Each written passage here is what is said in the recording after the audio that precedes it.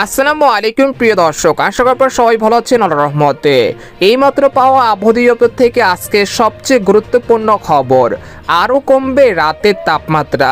জেলায় জেলায় শুরু হতে যাচ্ছে শৈত্যপ্রবাহ, আকাশে দেখা মিলতে পারে ঘন কুয়াশার দাপট। এছাড়া আগামী 24 ঘন্টার মধ্যেই দুই বাংলার বিভিন্ন জেলায় তীব্র শীত ও মেঘলা আকাশের সম্ভাবনা, এমনটা জানাচ্ছেন আবহাওয়া দপ্তর।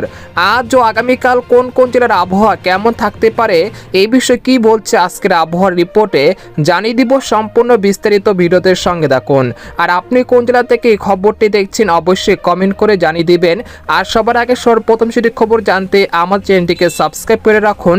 এবার জেনে নিন এক নজরে। সকাল থেকেই হালকা কুয়াশার সঙ্গে উত্তরের হিম শীতল বাতাসে কনকনে শীত অনুভূত হচ্ছে সারা দেশে। ভোরের দিকে সূর্যের দেখা মিলল, শীতের দাপট কম ছিল না। তবে সকালে ঝলমলে রোদ ছড়িয়ে পড়তেই ধীরে ধীরে কমতে শুরু করে শীতের তীব্রতা। এই পরিস্থিতির মাঝে আবহাওয়া দপ্তর থেকে মিলছে দুঃসংবাদ। আগামী 24 ঘন্টার মধ্যে সারা দেশে তাপমাত্রা সর্বনিম্ন 2 ডিগ্রি সেলসিয়াস পর্যন্ত কমে যেতে পারে। এর ফলে শীতের তীব্রতা আরও বাড়তে পারে বলে জানিয়েছেন আবহাওয়াবিদরা। এদিকে 14 ডিসেম্বর রবিবার 2025 কেমন থাকতে পারে আবহাওয়া। এই দিন দেশের আকাশ থাকতে পারে বেশিরভাগ জেলায় পরিষ্কার, কোথাও হালকা মেঘ থাকতে পারে, তবে দেশে বৃষ্টিপাতের সম্ভাবনা নেই। দিনের আবহাওয়া থাকতে পারে আরামদায়ক, রাতে উপকূলের বাদে হালকা থেকে মাঝারি শীত পড়তে পারে। উত্তর ও মধ্যাঞ্চলে ভোর রাত থেকে সকাল পর্যন্ত হালকা থেকে মাঝারি ধরনের ঘন কুয়াশারও দেখা মিলতে পারে। সারা দেশে শৈত্যপ্রবাহ নেই, তবে তেঁতুলিয়া এলাকায় মৃদু শৈত্যপ্রবাহ চলছে। দিনে রোদের আলো দেখা মিলতে পারে 7 থেকে 9 ঘন্টা পর্যন্ত।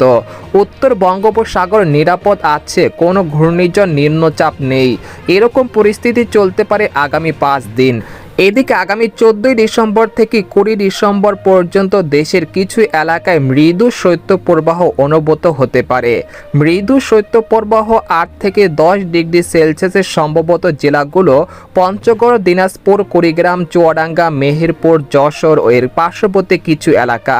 এছাড়া এই সময়ের মধ্যে মৌলভীবাজার, শ্রীমঙ্গল, তেঁতুলিয়া ও এর পার্শ্ববর্তী এলাকাগুলোতে 8 থেকে 9 ডিগ্রি সেলসিয়াস পর্যন্ত তাপমাত্রা নেমে যেতে পারে। এতে করে এই অঞ্চলগুলোতে তীব্র শীত অনুভূত হতে পারে।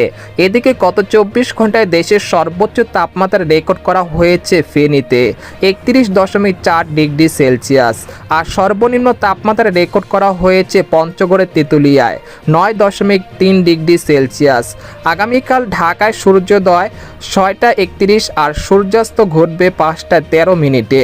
এদিকে বাংলাদেশের আবহাওয়াবিদ মোহাম্মদ ওমর ফারুক জানান, আজ সকাল 9টা থেকে পরবর্তী 24 ঘন্টায় অস্থায়ীভাবে আংশিক মেঘলা আকাশ সহ সারা দেশের আবহাওয়া প্রধানত শুষ্ক থাকতে পারে।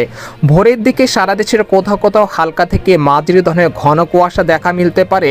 এ সময় সারা দেশের রাত এবং দিনের তাপমাত্রা কিছুটা কমতে পারে। তো এই ছিল খবর। এরকম ইন্টারেস্টিং খবর জানতে আমাদের সাথেই থাকুন। ধন্যবাদ।